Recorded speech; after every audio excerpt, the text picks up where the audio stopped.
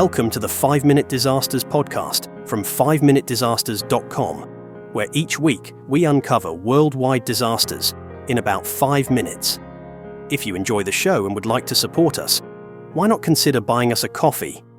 Head on over to 5minutedisasters.com/coffee to see how. This is episode 1. The 1906 San Francisco earthquake.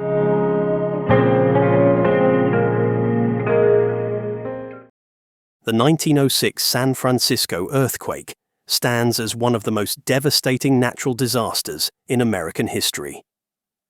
Striking the city on the morning of the 18th of April 1906, the earthquake caused widespread destruction, not only due to the seismic tremors, but also because of the fires that erupted in its aftermath. The catastrophe claimed thousands of lives, left over half the city's population homeless, and fundamentally reshaped both the geography of the region and the history of San Francisco. At approximately 5:12 a.m., the ground beneath San Francisco shook with terrifying intensity. The epicenter of the earthquake was located just 2 miles offshore, along the notorious San Andreas Fault, a tectonic boundary that had long been known for its seismic activity. The initial tremor lasted for nearly a minute, and its magnitude is estimated to have been between 7.8 and 8.3 on the Richter scale. While the shaking was brief, the damage it caused was immense.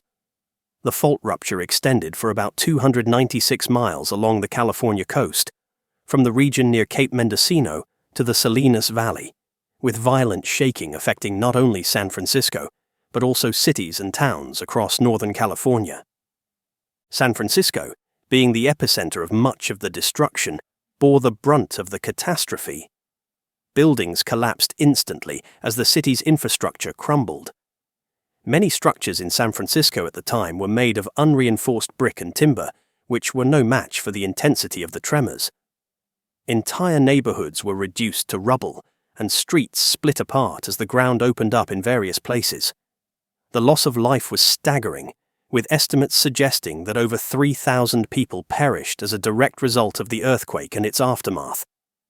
The death toll is believed to be even higher, though exact numbers remain difficult to determine due to a lack of comprehensive records, particularly among poorer communities and immigrants. What truly compounded the devastation was the fire that followed the earthquake. Broken gas lines ignited, setting buildings alight, and as water mains had been destroyed by the quake, firemen found themselves unable to control the blaze. For 3 days, fires raged uncontrollably through the heart of the city, further leveling whatever remained standing after the tremors. In all, about 500 city blocks were burned, destroying nearly 30,000 buildings. The fire, in some cases, was exacerbated by well-meaning but misguided attempts to use dynamite to create fire breaks, which often spread the flames instead of containing them. The human toll of the disaster was immense, but the physical destruction of San Francisco had far-reaching economic consequences as well. The city, which had been a burgeoning hub of commerce, finance, and culture on the West Coast, was almost entirely decimated. Major landmarks, including City Hall, the Palace Hotel, and several prominent churches, were reduced to ruins. Thousands of residents were displaced, with entire families forced to live in makeshift camps that sprung up in public parks and squares. The military played a key role in maintaining order during the chaotic aftermath, as looting and desperation added to the challenges faced by the city's authorities.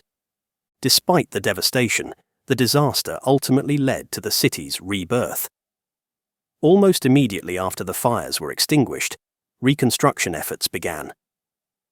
A spirit of resilience permeated the community, and there was a determination not only to rebuild San Francisco, but also to make it greater than before. Architects and city planners saw an opportunity to improve upon the previous layout of the city, with many calling for modernization and stronger building regulations.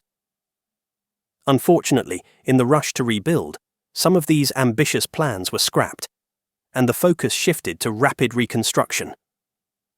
Nonetheless, the earthquake and fire of 1906 prompted significant advancements in the study of seismology and urban planning. The disaster underscored the need for better understanding of earthquake risks and led to the establishment of stricter building codes aimed at reducing the vulnerability of urban structures to seismic activity. In the years following the earthquake, San Francisco rebuilt itself into one of the major cities of the United States, with a renewed emphasis on economic growth and innovation. In the national and global context, the earthquake highlighted the vulnerability of rapidly growing cities to natural disasters, particularly in regions susceptible to seismic activity. The disaster also exposed the shortcomings of early 20th century urban infrastructure and emergency response capabilities. The lessons learned from the 1906 earthquake would later inform disaster preparedness efforts, not only in San Francisco, but in other earthquake-prone areas around the world. Today, the memory of the 1906 San Francisco earthquake remains alive in the city's collective consciousness. It is often cited as a defining moment in San Francisco's history, one that tested the city's resolve, but also demonstrated the resilience of its people. The earthquake's legacy is visible in the architectural changes, the strengthened infrastructure, and the improved emergency response systems that emerged from the ashes of the disaster. While San Francisco has since experienced other earthquakes, none have matched the sheer scale and devastation of the 1906 catastrophe. In the end, the 1906 San Francisco earthquake was more than just a natural disaster.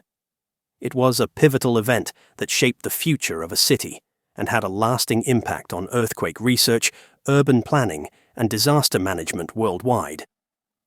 Despite the overwhelming loss of life and destruction, San Francisco emerged from the disaster stronger, a testament to the enduring spirit of its citizens and their determination to rebuild a better, safer future.